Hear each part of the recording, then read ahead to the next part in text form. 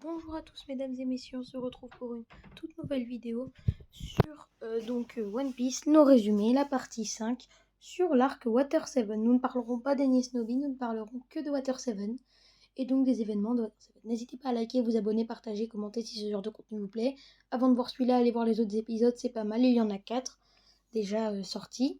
Et surtout, nous pouvons commencer.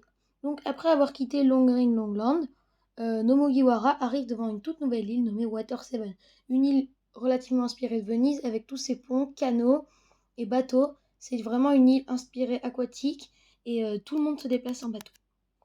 Une fois arrivé là-bas, malgré l'impression de paisibilité et de bonté et de gentillesse, c'est en fait un endroit assez particulier. Déjà, Nami, qui avait récupéré beaucoup d'argent à Skypiea, devait rénover le bateau car, comme je vous l'avais dit précédemment, le Vogue Mary est dans un très sale état. Mais elle se fait voler tout cet argent par la famille Franky, une famille de charpentiers, dont un homme en particulier, Franky, que l'on reverra très bientôt et qui aura une très grande importance dans l'histoire.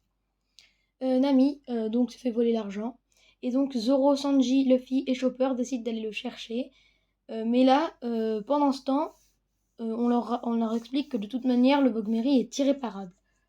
Donc cela blesse beaucoup tout l'équipage et Luffy doit prendre une décision compliquée, abandonner le Vogue Mary, mais cela ne plaît pas du tout à un personnage en particulier, Usopp.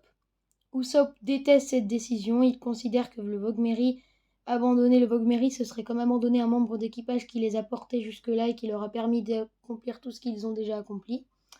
Mais Luffy ne reviendra pas sur sa décision, cela va donc entraîner un gros combat entre Luffy et Usopp.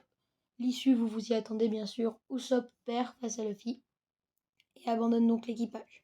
De plus, vers la fin de l'arc, on apprendra également que Nico Robin a elle aussi abandonné Luffy et son équipage. Donc Luffy se retrouve avec 2 membres en moins, ils ne comprennent pas tout. Il va falloir voir beaucoup d'épisodes avant de petit à petit comprendre des questions. Et donc le Vogue Mary, comme on l'a dit, irréparable, aura donc un sort funeste mais aussi beau vers la fin. Voici pour la première partie de Water 7. La deuxième partie se nomme donc Enies Lobby. Et elle sera donc dans le prochain épisode. Donc pour suivre, activez la cloche, abonnez-vous et likez. Et merci de m'avoir suivi jusque-là.